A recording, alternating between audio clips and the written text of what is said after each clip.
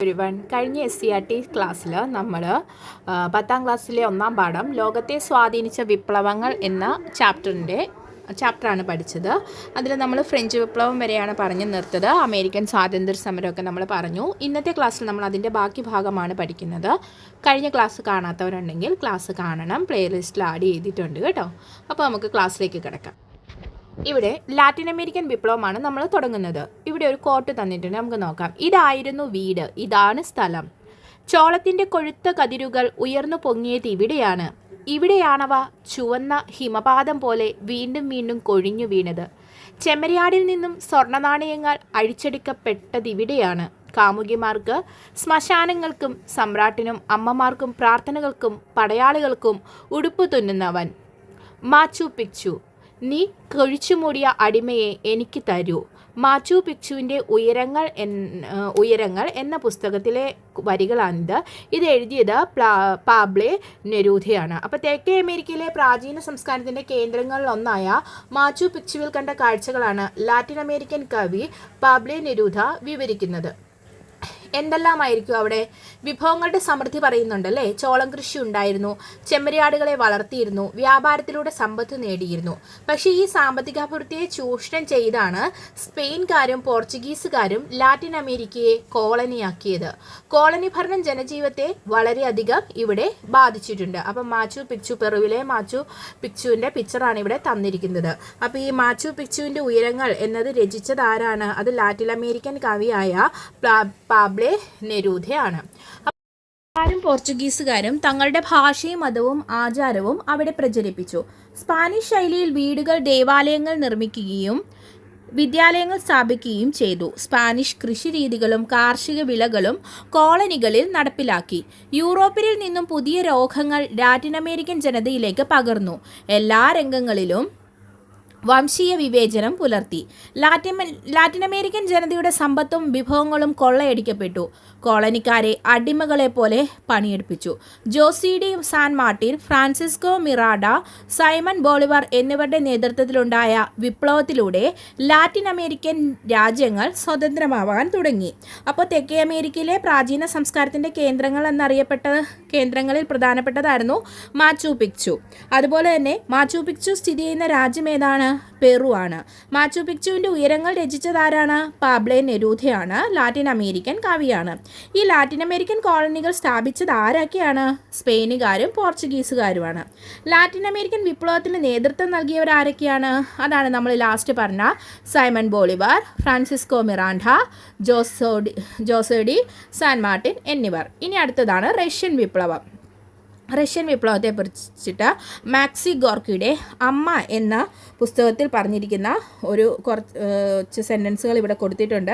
അതൊന്ന് നമുക്ക് നോക്കാം. റഷ്യൻ സാഹിത്യകാരനാണ്, നോവലാണ് അമ്മ എന്ന് പറയുന്നത്. ഞങ്ങൾ തൊഴിലാളികളാണ്. കുട്ടികളിൽ കളിപ്പാട്ടങ്ങൾ തൊട്ടുകൂട്ടാൻ യന്ത്രങ്ങൾ വരെ സർവ്വതും നിർമ്മിക്കുന്നത് ഞങ്ങളുടെ അധ്വാനം കൊണ്ടാണ്. എന്നാൽ അതേസമയം തന്നെ സ്വന്തം മനുഷ്യാഭിമാനത്തിനു വേണ്ടി പൊരുതാനുള്ള അവകാശം പോലും നിഷേധിക്കപ്പെട്ടവരാണ് ഞങ്ങൾ. ഞങ്ങളെ ആർക്കു വേണമെങ്കിലും അവരുടെ കാര്യസാധ്യത്തിന് ഉപയോഗിക്കാം. കാലാന്തരത്തിൽ മുഴുവൻ അധികാരവും സ്വന്തം കയ്യിലെടുക്കുവാൻ കഴിയത്തക്ക വണ്ണമുള്ള സ്വാതന്ത്ര്യമാണ് ഞങ്ങൾക്കിപ്പോൾ വേണ്ടത്. ഞങ്ങളുടെ മുദ്രാവാക്യങ്ങൾ ലളിതമാണ്. സ്വകാര്യ സ്വത്തുടമ സമ്പ്രദായം നശിക്കട്ടെ. എല്ലാ ഉൽപാദനോപാധികളും ജനങ്ങൾക്ക്, എല്ലാ അധികാരവും ജനങ്ങൾക്ക്, അധ്വാനം എല്ലാവരുടെയും ചുമതല. ഞങ്ങൾ വെറും കലാപകാരികളല്ലെന്ന് നിങ്ങൾക്കിപ്പോൾ മനസ്സിലാക്കാമല്ലോ. ഞങ്ങൾ വിപ്ലവകാരികളാണ്. ഒരു കൂട്ടർ ആജ്ഞാപിക്കുവാൻ മാത്രവും മറ്റൊരു കൂട്ടർ പണിയെടുക്കാൻ മാത്രവുമുള്ള കാലത്തോളം ഞങ്ങൾ വിപ്ലവകാരികളായി തുടരുകയും ചെയ്യും. അപ്പം റഷ്യൻ സാഹിത്യകാരനായ മാക്സിം ഗോർക്കിയുടെ അമ്മ എന്ന നോവലിൻ്റെ ഭാഗമാണ് ഇവിടെ തന്നിരിക്കുന്നത്. ഈ വരികളിൽ നിന്ന്, മാക്സിം ഗോർക്കിയുടെ ഈ നോവലിലെ വരികളിൽ നിന്ന് നമുക്ക് വ്യക്തമാണല്ലേ ആ കാലത്ത് റഷ്യയിലെ തൊഴിലാളികളുടെയും കർഷകരുടെയും സ്ഥിതി, അവരുടെ ലക്ഷ്യങ്ങൾ എല്ലാം നമുക്കിതിൽ കാണാൻ കഴിയുന്നുണ്ട്. അപ്പോൾ എന്തെല്ലാം ആവശ്യങ്ങളായിരിക്കും ഈ തൊഴിലാളികൾ ഉന്നയിച്ചത്? സ്വകാര്യ സ്വത്തുടമ സമ്പ്രദായം അവസാനിപ്പിക്കണം അല്ലേ, എല്ലാവരും അധ്വാനിക്കണം, എല്ലാവർക്കും എന്താണ് അവകാശമുണ്ട്, അധ്വാനം എല്ലാവരുടെയും ചുമതലയാണ്. ഇത്തരം ആവശ്യങ്ങൾ ഉന്നയിക്കാൻ അവരെ പ്രേരിപ്പിച്ച ഘടകങ്ങൾ എന്തെല്ലാമായിരിക്കുമെന്ന് നമുക്ക് നോക്കാം. റഷ്യ ഭരിച്ചിരുന്ന ഭരിച്ചിരുന്ന സാർ ചക്രവർത്തിമാരുടെ ഏകാധിപത്യത്തിനു കീഴിൽ കർഷകരും ഫാക്ടറി തൊഴിലാളികളും ദുരിതപൂർണമായ ജീവിതമാണ് നയിച്ചത്. റഷ്യയുടെ കാർഷിക മേഖലയിലെ കുറഞ്ഞ ഉൽപാദനം കർഷകരുടെ വരുമാനത്തെ ബാധിച്ചു. കൂടാതെ ഭൂരഹിതരായ അവർ നികുതി ഭാരവും വഹിക്കേണ്ടി വന്നു. അപ്പോൾ റഷ്യ ഭരിച്ചിരുന്നത് ആരാണ്? സാർ ചക്രവർത്തിമാരായിരുന്നു. അപ്പോൾ ഈ സാർ ചക്രവർത്തിമാർ അവരുടെ ഏകാധിപത്യത്തിന് കീഴിൽ കർഷകരും ഫാക്ടറി തൊഴിലാളികളും വളരെ ദുരിതപൂർണമായ ജീവിതമായിരുന്നു നയിച്ചത്. ഈ റഷ്യയുടെ കാർഷിക മേഖലയിലെ കുറഞ്ഞ ഉൽപ്പാദനം കർഷകരുടെ വരുമാനത്തെ വളരെയധികം ബാധിച്ചു. ഉൽപ്പാദനം കുറഞ്ഞപ്പോൾ അത് അവരുടെ വരുമാനത്തെ ബാധിച്ചു. കൂടാതെ ഭൂമി ഇല്ലാതായവർ, ഭൂരഹിതരായവർ നികുതി ഭാരവും വഹിക്കേണ്ടി വന്നു. അപ്പോൾ ഈ ഭൂരഹിതരായവർക്ക് നികുതി ഭാരം എന്ന് പറയുന്നത് വളരെ കഠിനമായിരുന്നു. പ്രകൃതി വിഭവങ്ങൾ കൊണ്ട് സമ്പന്നമായിരുന്ന റഷ്യയുടെ വ്യാവസായികോൽപാദനം തുച്ഛമായിരുന്നു. ഉള്ള വ്യവസായങ്ങളിൽ ഭൂരിഭാഗവും വിദേശ ശക്തികളാണ് നിയന്ത്രിച്ചിരുന്നത്. അപ്പോൾ പ്രകൃതി വിഭവങ്ങൾ കൊണ്ട് സമ്പന്നമായിരുന്നു റഷ്യയുടെ വ്യാവസായികോൽപാദനം. അത് വളരെ തുച്ഛമായിരുന്നു അല്ലെ, പ്രകൃതി വിഭവങ്ങൾ കൊണ്ട്. ഉള്ള വ്യവസായങ്ങളിലോ ഭൂരിഭാഗവും വിദേശികളായിരുന്നു നിയന്ത്രിച്ചിരുന്നത്. തൊഴിലാളികളുടെയും കർഷകരുടെയും ദുരിത ജീവിതത്തെ Maxim Gorky, Leo Tolstoy, Ivan Turgenev, Anton Chekhov തുടങ്ങിയ സാഹിത്യകാരന്മാർ അവരുടെ കൃതികളിൽ ചിത്രീകരിച്ചു. കാൾ മാർക്സും ഫ്രെഡറിക് ഏംഗൽസും ആവിഷ്കരിച്ച മാർക്സിസ്റ്റ് ആശയങ്ങൾ തൊഴിലാളികൾക്ക് ആവേശം പകർന്നു.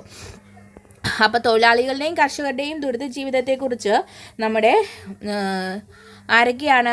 ടോൾസ്റ്റോയി, മാക്സിം ഗോർക്കി തുടങ്ങിയ സാഹിത്യകാരന്മാർ, ഇവാൻ തുർഗ്നോവ്, അന്റോൺ ചെക്കോവ് തുടങ്ങിയ സാഹിത്യകാരന്മാർ അവരുടെ കൃതികളിൽ കൂടി അവരുടെ ആ കർഷകരുടെയും തൊഴിലാളികളുടെയും ദുരിത ജീവിതം അവരുടെ കൃതികളിൽ കൂടി കാണിക്കാൻ തുടങ്ങി. കാൾ മാർക്സും ഫ്രെഡറിക് ഏംഗൽസും ആവിഷ്കരിച്ച മാർക്സിസ്റ്റ് ആശയങ്ങൾ തൊഴിലാളികൾക്ക് ആവേശം പകർന്നിയായിരുന്നു അല്ലേ. അപ്പം മാർക്സിസം എന്ന ആശയത്തിന് രൂപം നൽകിയത് ആരാണ്? അത് കാൾ മാർക്സും ഫ്രെഡറിക് ഏംഗൽസും ചേർന്നിട്ടായിരുന്നു. ഇതിനുശേഷം മുതലാളിമാർ നിയന്ത്രിക്കുന്ന ഉൽപ്പാദന വ്യവസ്ഥയ്ക്ക് പകരം തൊഴിലാളികളുടെ ആധിപത്യം സ്ഥാപിക്കാൻ അവർ ആഹ്വാനം ചെയ്തു. തൊഴിലാളികളുടെ ദുരിതങ്ങൾക്ക് പരിഹാരം കാണാനായി തൊഴിലാളി സംഘടനകൾ രൂപീകരിച്ചു. മാർക്സിസ്റ്റ് ആശയങ്ങളിൽ അധിഷ്ഠിതമായ സോഷ്യൽ ഡെമോക്രാറ്റിക് വർക്കേഴ്സ് പാർട്ടി രൂപം കൊണ്ടു. അപ്പം മാർക്സിസ്റ്റ് ആശയങ്ങളിൽ അധിഷ്ഠിതമായി രൂപം കൊണ്ട പാർട്ടിയാണ് സോഷ്യൽ ഡെമോക്രാറ്റിക് വർക്കേഴ്സ് പാർട്ടി. ഈ പാർട്ടി പിന്നീട് മെൻഷെവിക്കുകൾ, അതായത് ന്യൂനപക്ഷം എന്നും ബോൾഷെവിക്കുകൾ ഭൂരിപക്ഷം എന്നും രണ്ടായി പിരിഞ്ഞു. അപ്പോൾ സോഷ്യൽ ഡെമോക്രാറ്റ് വർക്കേഴ്സ് പാർട്ടി രണ്ടായി പിരിഞ്ഞു. ഏതൊക്കെയായിരുന്നു? മെൻഷെവിക്കുകളും ബോൾഷെവിക്കുകളും. മെൻഷെവിക്കുകൾ എന്ന് വെച്ചാൽ ന്യൂനപക്ഷവും, ബോൾഷെവിക്കുകൾ എന്ന് വെച്ചിട്ടുണ്ടെങ്കിൽ ഭൂരിപക്ഷവും വരുന്നതായിരുന്നു. ലെനിൻ, ട്രോട്സ്കി തുടങ്ങിയവർ ബോൾഷെവിക് പാർട്ടിക്ക് നേതൃത്വം നൽകി. അലക്സാണ്ടർ കെരൻസ്കിയാണ് മെൻഷെവിക്കുകൾക്ക് നേതൃത്വം നൽകിയത്. അപ്പോൾ മെൻഷെവിക് പാർട്ടിക്ക് നേതൃത്വം നൽകിയത് അലക്സാണ്ടർ കെരൻസ്കിയും ബോൾഷെവിക് പാർട്ടിക്ക് നേതൃത്വം നൽകിയത് ലെനിനും ട്രോട്സ്കിയും ചേർന്നിട്ടായിരുന്നു. 1905 നടന്ന റഷ്യ ജപ്പാൻ യുദ്ധത്തിൽ റഷ്യക്കേറ്റ പരാജയം പ്രതിസന്ധി രൂക്ഷമാക്കി. അപ്പോൾ റഷ്യയും ജപ്പാനും തമ്മിൽ എന്നാണ് യുദ്ധമുണ്ടായത്? 1905. അപ്പോൾ റഷ്യ അതിൽ പരാജയപ്പെട്ടു. റഷ്യക്ക് അത് റഷ്യയുടെ പ്രതിസന്ധിയെ തന്നെ അത് മാറ്റിമറിച്ചു. രാഷ്ട്രീയ അവകാശങ്ങളും സാമ്പത്തിക പരിഷ്കാരങ്ങളും ആവശ്യപ്പെട്ട് തൊഴിലാളികൾ പെട്രോഗ്രാഡ് എന്ന സ്ഥലത്ത് 1905 ജനുവരി 9 പ്രകടനം നടത്തി. അപ്പോൾ ഈ തൊഴിലാളികൾ എന്ത് ചെയ്തു?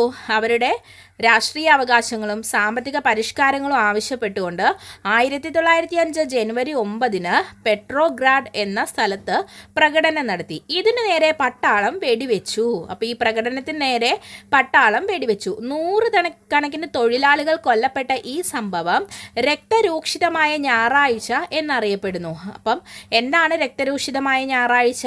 രാഷ്ട്രീയ അവകാശങ്ങളും സാമ്പത്തിക പരിഷ്കാരങ്ങളും ആവശ്യപ്പെട്ട് തൊഴിലാളികൾ 1905 ജനുവരി 9 പെട്രോഗ്രാഡ് എന്ന സ്ഥലത്തേക്ക് ഒരു പ്രകടനം നടത്തി. ഈ പ്രകടനത്തിന് നേരെ പട്ടാളം വെടിവെക്കുന്നു. 100 കണക്കിന് തൊഴിലാളികൾ കൊല്ലപ്പെട്ട ഈ സംഭവം രക്തരൂഷിതമായ ഞായറാഴ്ച, ബ്ലഡി സൺഡേ എന്ന് അറിയപ്പെടുന്നു.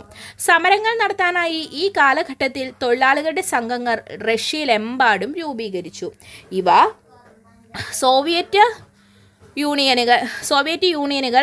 സോവിയറ്റുകൾ എന്ന് അറിയപ്പെട്ടു. സമരം ശക്തമായതിനെ തുടർന്ന് ദ്യൂമ എന്ന നിയമനിർമ്മാണ സഭ രൂപീകരിക്കുവാൻ ചക്രവർത്തി നിർബന്ധിതനായി. അപ്പോൾ സമരങ്ങൾ നടത്താനായി വിപ്ലവ സമയത്ത് റഷ്യയിൽ രൂപീകരിച്ച തൊഴിലാളികളുടെ സംഘടനകളാണ് സോവിയറ്റുകൾ. സമരം ശക്തമായതിനെ തുടർന്ന് റഷ്യയിൽ രൂപീകരിച്ച നിയമനിർമ്മാണ സഭ ഏതാ? ചക്രവർത്തി നിർബന്ധിതനായി ഒരു നിയമനിർമ്മാണ സഭ രൂപീകരിക്കാൻ. അതിൻ്റെ പേരാണ് ദ്യൂമ എന്ന് പറയുന്നത്. 1914 ഒന്നാം ലോക യുദ്ധം ആരംഭിച്ചതോടെ ദ്യൂമയുടെ എതിർപ്പിനെ അവഗണിച്ച് സാർ ചക്രവർത്തി നിക്കോളസ് രണ്ടാമൻ യുദ്ധത്തിൽ പങ്കെടുക്കാൻ തീരുമാനിച്ചു. അനേകം റഷ്യൻ സൈനികർ ഇതിൽ കൊല്ലപ്പെട്ടു. അപ്പോൾ ഒന്നാം ലോക മഹായുദ്ധം ആരംഭിച്ചു 1914 അല്ലേ. ഈ ദ്യൂമയുടെ എതിർപ്പിനെ അവഗണിച്ച്, ദ്യൂമ എന്താണ്? നിയമനിർമ്മാണ സഭ രൂപീകരിച്ചതാണ് ദ്യൂമ. ഇതിനെ അവഗണിച്ചുകൊണ്ട് സാർ ചക്രവർത്തിയായ നിക്കോളസ് രണ്ടാമൻ യുദ്ധത്തിൽ പങ്കെടുക്കാൻ തീരുമാനിച്ചു. അനേകം റഷ്യൻ സൈനികർ കൊല്ലപ്പെട്ടു. 1917 ആയപ്പോഴേക്കും ഭക്ഷ്യ ദുർലഭ്യം രൂക്ഷമായി. മാർച്ച് 8 ആയിരക്കണക്കിന് സ്ത്രീകൾ റൊട്ടിക്ക് വേണ്ടി തെരുവു വീഥികളിൽ പ്രകടനം നടത്തി. പെട്രോഗ്രാഡ് പട്ടണത്തിൽ തൊഴിലാളികൾ പ്രതിഷേധ പ്രകടനം നടത്തി. എന്നാണ്? മാർച്ച് 8 ആയിരക്കണക്കിന് സ്ത്രീകൾ റൊട്ടിക്ക് വേണ്ടിയാണ് അവർ തെരുവ് വീഥികളിൽ പ്രകടനം നടത്തിയത്. സൈനികർ ഈ പ്രകടനങ്ങളെ നേരിട്ടെങ്കിലും പിന്നീട് അവരും തൊഴിലാളികളോടൊപ്പം ചേർന്നു. ഒന്നാം ലോക യുദ്ധത്തിൽ തങ്ങൾ അനുഭവിച്ച ദുരിതങ്ങളാണ് സൈനികരെ പ്രധാനമായും ഇതിന് പ്രേരിപ്പിച്ചത്. പെട്രോഗ്രാഡ് പട്ടണം തൊഴിലാളികൾ പിടിച്ചെടുത്തു. തുടർന്ന് നിക്കോളസ് രണ്ടാമൻ സ്ഥാനമൊഴിയുകയും റഷ്യയിൽ മെൻഷെവിക് നേതാവായ അലക്സാണ്ടർ കെരൻസ്കിയുടെ നേതൃത്വത്തിൽ ഒരു താൽക്കാലിക ഗവൺമെന്റ് നിലവിൽ വരികയും ചെയ്തു. ഇത് ഫെബ്രുവരി വിപ്ലവം എന്നറിയപ്പെടുന്നു. റഷ്യൻ കലണ്ടർ അന്താരാഷ്ട്ര കലണ്ടറിനേക്കാൾ പിറകിലായതിനാൽ മാർച്ചിൽ നടന്ന വിപ്ലവം ഫെബ്രുവരി വിപ്ലവം എന്നും അറിയപ്പെടുന്നു. അപ്പം ഈ റഷ്യൻ വിപ്ലവം ഫെബ്രുവരി വിപ്ലവം എന്നും അറിയപ്പെടുന്നുണ്ട് കേട്ടോ. കാരണം എന്താണ്?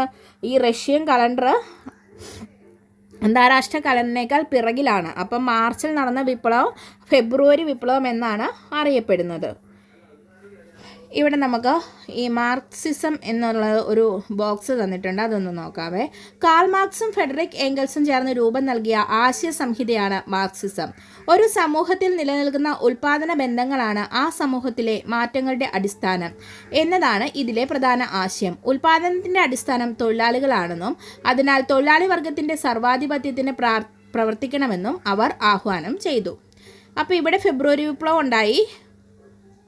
അതിനുശേഷം താൽക്കാലിക ഗവൺമെൻറ്റിനെ റഷ്യയിലെ സോവിയറ്റുകളിൽ ഒരു വിഭാഗം അംഗീകരിച്ചില്ല. അതാണ് അലക്സാണ്ടർ കെരൻസ്കിയുടെ നേതൃത്വത്തിൽ വന്ന ഗവൺമെൻറ്റിനെ റഷ്യയിലെ ഒരു വിഭാഗം സോവിയറ്റുകൾ അംഗീകരിച്ചില്ല. ഈ സമയം സ്വിറ്റ്സർലാൻഡിൽ കഴിയുകയായിരുന്ന വ്ളാഡിമിർ ലെനിൻ റഷ്യയിലെ താൽക്കാലിക ഗവൺമെൻറ്റിനെ ശക്തമായി എതിർത്തു. അപ്പോൾ ലെനിൻ വന്നു, ഇതിനെ ശക്തമായി എതിർത്തു. വിപ്ലവം അതിൻ്റെ ലക്ഷ്യം നേടണമെങ്കിൽ അധികാരം മുഴുവൻ സോവിയറ്റുകൾക്ക് കൈമാറണമെന്ന് അദ്ദേഹം ആവശ്യപ്പെട്ടു. ബോൾഷെവിക്കുകളും സോവിയറ്റുകളും ലെനിൻ്റെ നിലപാടിനെ പിന്തുണച്ചു. നൂറ്റാണ്ടുകൾ പഴക്കമുള്ള സാമ്പത്തിക പിന്നോക്കാവസ്ഥയും ജനങ്ങൾക്കിടയിലെ അസമത്വവും ഇല്ലാതാക്കാൻ ഒരു തൊഴിലാളി വർഗ ഭരണകൂടത്തിന് മാത്രമേ കഴിയുകയുള്ളൂവെന്ന് ബോൾഷെവിക്കുകൾ പ്രചരിപ്പിച്ചു. അതിനായി അവർ ചില ആവശ്യങ്ങളും ഉന്നയിച്ചു. ഒന്നാം ലോക യുദ്ധത്തിൽ നിന്നും റഷ്യ പിന്മാറുക, പ്രഭുക്കന്മാരുടെ കൈവശമുള്ള ഭൂമി പിടിച്ചെടുത്ത് കർഷകർക്ക് വിതരണം ചെയ്യുക, ഫാക്ടറികൾ ജനങ്ങളുടെ പൊതു സ്വത്താക്കി മാറ്റുക. അപ്പോൾ 1917 ഒക്ടോബറിൽ ബോൾഷെവിക്കുകൾ താൽക്കാലിക ഗവൺമെന്റിനെതിരായി സായുധ കലാപം ആരംഭിച്ചു. കെരൻസ്കി രാജ്യം വിട്ടു പോവുകയും റഷ്യ ബോൾഷെവിക്കുകളുടെ നിയന്ത്രണത്തിലാവുകയും ചെയ്തു. ബോൾഷെവിക്കുകൾക്ക് അധികാരം ലഭിച്ച ഈ സംഭവം ഒക്ടോബർ വിപ്ലവം എന്നറിയപ്പെടുന്നു. അപ്പോൾ ഒക്ടോബർ വിപ്ലവം എന്താണ്? ഈ ബോൾഷെവിക്കുകൾ താൽക്കാലിക ഗവൺമെന്റിനെതിരെ 1917 ഒക്ടോബറിൽ കലാപം ആരംഭിക്കുന്നു. അലക്സാണ്ടർ കെരൻസ്കി, മെൻഷെവിക്കുകളുടെ നേതാവായ അലക്സാണ്ടർ കെരൻസ്കി രാജ്യം വിട്ടു പോകുന്നു. റഷ്യ ബോൾഷെവിക്കുകളുടെ നിയന്ത്രണത്തിലാവുകയും ചെയ്തു. ബോൾഷെവിക്കുകൾക്ക് അധികാരം ലഭിച്ച ഈ സംഭവമാണ് ഒക്ടോബർ വിപ്ലവം എന്ന് അറിയപ്പെടുന്നത്. തുടർന്ന് സോവിയറ്റുകളുടെ സമ്മേളനം ചേർന്ന ലെനിൻ അധ്യക്ഷനായ ഒരു ക്യാബിനറ്റിന് രൂപം നൽകി. റഷ്യൻ വിപ്ലവത്തിന്റെ ഫലങ്ങളായിരുന്നു: ഒന്നാം ലോക യുദ്ധത്തിൽ നിന്നും റഷ്യ പിന്മാറി, ഭൂമി പിടിച്ചെടുത്ത കർഷകർക്ക് വിതരണം ചെയ്തു, പൊതു ഉടമസ്ഥതയ്ക്ക് പ്രാധാന്യം കൊടുത്തു, കേന്ദ്രീകൃത ആസൂത്രണം അവർ നടപ്പിലാക്കി, സാമ്പത്തിക ശാസ്ത്ര സാങ്കേതിക രംഗങ്ങളിൽ പുരോഗതി കൈവരിച്ചു. 1924 പുതിയ ഭരണഘടന നിലവിൽ വന്നു. സോവിയറ്റ് റിപ്പബ്ലിക്കുകൾ കൂടിച്ചേർന്ന് സോവിയറ്റ് യൂണിയൻ USSR രൂപീകരിക്കപ്പെടുകയും ചെയ്തു. ലോകത്തിലെ വിവിധ ഭാഗങ്ങളിൽ സോഷ്യലിസ്റ്റ് ആശയങ്ങൾ വ്യാപകമായി. അപ്പോൾ ഒക്ടോബർ വിപ്ലവത്തിന്റെ ഫലമായിട്ട് വന്ന മാറ്റങ്ങളാണ് ഇവിടെ തന്നിരിക്കുന്നതെല്ലാം അല്ലേ. അടുത്തതാണ് ചൈനീസ് വിപ്ലവം. വിദേശാധിപത്യത്തിനും രാജവാഴ്ചയ്ക്കും എതിരായ വിപ്ലവങ്ങൾക്ക് 20-ാം നൂറ്റാണ്ടിൽ ചൈന സാക്ഷ്യം വഹിച്ചു. ലോകത്തിൻ്റെ മറ്റു ഭാഗങ്ങളിൽ നടപ്പിലാക്കിയതിൽ നിന്നും വ്യത്യസ്തമായ 2 നയങ്ങൾ യൂറോപ്യൻ രാഷ്ട്രങ്ങളും അമേരിക്കയും ഉൾപ്പെട്ട കൊളോണിയൽ ശക്തികൾ ചൈനയിൽ സ്വീകരിച്ചു. അവ കറുപ്പ് വ്യാപാരവും തുറന്ന വാതിൽ നയവുമായിരുന്നു. അവ എന്താണെന്ന് നമുക്ക് നോക്കാം. ഈ കറുപ്പ് വാതിൽ നയവും കറുപ്പ് വ്യാപാരവും തുറന്ന വാതിൽ നയവും അതെന്താണെന്ന് നമുക്ക് നോക്കാം. അപ്പോൾ യൂറോപ്യൻ രാഷ്ട്രങ്ങളും അമേരിക്കയും ഉൾപ്പെട്ട കൊളോണിയൽ ശക്തികൾ ചൈനയിൽ സ്വീകരിച്ച നയങ്ങളായിരുന്നു എന്ത്? കറുപ്പ് വ്യാപാരവും തുറന്ന വാതിൽ നയവും. കറുപ്പ് വ്യാപാരം. ചൈനീസ് ഉൽപ്പന്നങ്ങളായ പട്ട്, തേയില, മൺപാത്രങ്ങൾ എന്നിവയ്ക്ക് യൂറോപ്പിൽ വളരെയധികം ജനപ്രീതി ഉണ്ടായിരുന്നു. അപ്പോൾ യൂറോപ്പിൽ ഈ ചൈനീസ് ഉൽപ്പന്നങ്ങളായ പട്ട്, തേയില, മൺപാത്രങ്ങൾ എന്നിവയ്ക്ക് വളരെയധികം ജനപ്രീതി ഉണ്ടായിരുന്നു. ഇവയുടെ കയറ്റുമതിയിലൂടെ ചൈന വൻതോതിൽ ലാഭം നേടി. എന്നാൽ ചൈനയിലേക്ക് ഇറക്കുമതി ഇല്ലാതിരുന്നതിനാൽ യൂറോപ്യൻ വ്യാപാരികൾക്ക് നഷ്ടം സംഭവിച്ചു. ഇത് പരിഹരിക്കാനായി ഇംഗ്ലീഷ് വ്യാപാരികൾ ചൈനയിലേക്ക് ലഹരി പദാർത്ഥമായ കറുപ്പ് ഇറക്കുമതി ചെയ്തു. ഇത് ചൈനയുടെ വ്യാപാരത്തെയും ഇതിൻ്റെ ഉപയോഗം ചൈനീസ് ജനതയുടെ മാനസിക നിലയെയും പ്രതികൂലമായി ബാധിച്ചു. ഇതോടെ സാമ്പത്തികമായും മാനസികമായും ചൈനക്കാർ അടിമത്തത്തിലായി. അപ്പോൾ അതാണ് കറുപ്പ് വ്യാപാരം. ഇനി തുറന്ന വാതിൽ നയം. 19-ാം നൂറ്റാണ്ടിൻ്റെ അവസാനമാകുമ്പോൾ നിരവധി യൂറോപ്യൻ രാജ്യങ്ങൾ ചൈനയിൽ വ്യാപാര ആനുകൂല്യങ്ങൾ കരസ്ഥമാക്കി. എന്നാൽ ഈ സമയത്ത് ചൈനയിൽ ശ്രദ്ധിക്കാൻ കഴിയാതിരുന്ന അമേരിക്കയ്ക്ക് ഈ ആനുകൂല്യങ്ങൾ ലഭിച്ചില്ല. തുടർന്ന് അമേരിക്കൻ സ്റ്റേറ്റ് സെക്രട്ടറി ജോൺ ഹോയ് പ്രഖ്യാപിച്ച നയമാണ് തുറന്ന വാതിൽ നയം. ഈ നയമനുസരിച്ച് ചൈനയുടെ കമ്പോളങ്ങളിൽ എല്ലാ രാജ്യങ്ങൾക്കും തുല്യ അവകാശവും അവസരവും ഉണ്ടെന്ന് അമേരിക്ക വാദിച്ചു. ചൈന വിവിധ രാജ്യങ്ങളുടെ സ്വാധീന മേഖലകളായി വിഭജിക്കപ്പെട്ടു. അമേരിക്കയ്ക്ക് ചൈനയിൽ ഇടപെടാൻ അവസരമൊരുക്കുക എന്നതായിരുന്നു ഈ നയത്തിൻ്റെ ലക്ഷ്യം. ചൈന ഭരിച്ചിരുന്ന മഞ്ചു രാജവംശം വിദേശ ഇടപെടലിനും ആധിപത്യത്തിനും അനുകൂല നിലപാടാണ് സ്വീകരിച്ചത്. അപ്പോൾ ചൈന ഭരിച്ചിരുന്ന രാജവംശമായിരുന്നു മഞ്ചു രാജവംശം. ഇവരാണെങ്കിലോ വിദേശ ഇടപെടലിനും ആധിപത്യത്തിനും അനുകൂലമായ നിലപാടുകളായിരുന്നു സ്വീകരിച്ചിരുന്നത്. ചൈനയിൽ പ്രവർത്തിച്ചിരുന്ന ചില രഹസ്യ സംഘടനകൾ ഇതിനെതിരെ 1900-ൽ കലാപം സംഘടിപ്പിച്ചു. ബോക്സർമാരുടെ മുഷ്ടിയായിരുന്നു അവരുടെ മുദ്ര. ഇത് ബോക്സർ കലാപം എന്നറിയപ്പെടുന്നു. അപ്പോൾ മഞ്ചു രാജവംശത്തിനെതിരെ ചൈനയിൽ പ്രവർത്തിച്ചിരുന്ന രഹസ്യ സംഘടനകൾ സംഘടിപ്പിച്ച കലാപമായിരുന്നു ബോക്സർ കലാപം 1900. ബോക്സർ കലാപത്തിൻ്റെ മുദ്ര എന്താണ്? ബോക്സർമാരുടെ മുഷ്ടിയായിരുന്നു. പരാജയപ്പെട്ടെങ്കിലും പിൽക്കാല വിപ്ലവങ്ങൾക്ക് ബോക്സർ കലാപം ശക്തി പകർന്നിരുന്നു. 1911 ഡോക്ടർ സൻ യാറ്റ് സെൻ്റെ നേതൃത്വത്തിൽ മഞ്ചു ഭരണത്തിനെതിരായി ചൈനയിൽ വിപ്ലവം നടന്നു. അപ്പോൾ 1911 ചൈനയിൽ വിപ്ലവം നടന്നത് മഞ്ചു ഭരണത്തിനെതിരായിട്ട് വിപ്ലവം നയിച്ചത് ആരുടെ നേതൃത്വത്തിലാണ്? ഡോക്ടർ സൻ യാറ്റ് സെന്നിൻ്റെ നേതൃത്വത്തിൽ. ഇത് ചൈനയിൽ രാജവാഴ്ചയ്ക്ക് അന്ത്യം കുറിച്ചു. തുടർന്ന് ദക്ഷിണ ചൈനയിൽ സൻ യാറ്റ് സെന്നിൻ്റെ നേതൃത്വത്തിൽ കുമിങ്ടാങ് പാർട്ടി ഒരു റിപ്പബ്ലിക്കൻ ഭരണം സ്ഥാപിച്ചു. ചൈനയിൽ രാജവാഴ്ചയ്ക്ക് അവസാനം കുറിച്ച വർഷം ഏതാണ്? 1911. എന്തിൻ്റെ ഫലമായിട്ടാണ്? ചൈനീസ് വിപ്ലവത്തിൻ്റെ ഫലമായിട്ട്. അപ്പോൾ ദക്ഷിണ ചൈനയിൽ സൻ യാറ്റ് സെന്നിൻ്റെ നേതൃത്വത്തിൽ റിപ്പബ്ലിക്കൻ ഭരണം സ്ഥാപിച്ചത് കുമിങ്ടാങ് പാർട്ടിയായിരുന്നു. സൻ യാറ്റ് സെൻ ദേശീയത, ജനാധിപത്യം, സോഷ്യലിസം എന്നീ 3 ആശയങ്ങൾക്ക് പ്രാധാന്യം നൽകി. അപ്പോൾ സൻ യാറ്റ് സെൻ പ്രാധാന്യം നൽകിയ ആശയങ്ങൾ എന്തൊക്കെയാ? ദേശീയത, ജനാധിപത്യം, സോഷ്യലിസം എന്നിവയായിരുന്നു. ഇനി സൻ യാറ്റ് സെന്നിൻ്റെ ആശയങ്ങൾ എന്ന് പറഞ്ഞൊരു ബോക്സ് തന്നിട്ടുണ്ട്. ഇതാണ് ഡോക്ടർ സൻ യാറ്റ് സെൻ. ദേശീയത: മഞ്ചൂറിയൻ പ്രദേശക്കാരനായ മഞ്ചു രാജവംശത്തെയും സാമ്രാജ്യ ശക്തികളെയും പുറത്താക്കുക. ജനാധിപത്യ ഭരണം സ്ഥാപിക്കുക. മൂലധനത്തെ നിയന്ത്രിക്കുകയും ഭൂമി തുല്യമായി വിതരണം നടത്തുകയും ചെയ്യുക. ഇവയൊക്കെയായിരുന്നു സൻ യാറ്റ് സെന്നിൻ്റെ ആശയങ്ങൾ എന്ന് പറയുന്നത്. പടിഞ്ഞാറൻ രാഷ്ട്രങ്ങളുമായി സമത്വം വേണമെന്നാവശ്യപ്പെട്ട് സൻ യാറ്റ് സെൻ ചൈനയുമായി വിദേശികൾ ഒപ്പിട്ട അന്യായമായ ഉടമ്പടികൾ റദ്ദാക്കാൻ തീരുമാനിച്ചു. കൃഷിയുടെ വ്യവസായത്തിൻ്റെയും പുരോഗതിക്ക് ആവശ്യമായ നടപടികൾ കുമിങ്താങ് റിപ്പബ്ലിക്കൻ സ്വീകരിച്ചു. അപ്പോൾ ഈ ദക്ഷിണ ചൈനയിൽ സന്യാസൻ സ്ഥാപിച്ചതായിരുന്നു കുമിങ്താങ് പാർട്ടി. അപ്പോൾ ഈ കുമിങ്താങ് പാർട്ടിക്കാരുടെ നേതൃത്വത്തിൽ എന്താണ് കൃഷിയും വ്യവസായത്തിൻ്റെയും പുരോഗതിക്ക് ആവശ്യമായ നടപടികളൊക്കെ സ്വീകരിച്ചു. റഷ്യയുടെ സഹായം വിവിധ മേഖലകളിൽ ചൈനയ്ക്ക് ലഭിക്കുകയും ചൈനീസ് കമ്മ്യൂണിസ്റ്റ് പാർട്ടി രൂപീകൃതമാവുകയും ചെയ്തു. ആദ്യകാലങ്ങളിൽ കുമിങ്താങ്ങുകളും കമ്മ്യൂണിസ്റ്റുകളും തമ്മിൽ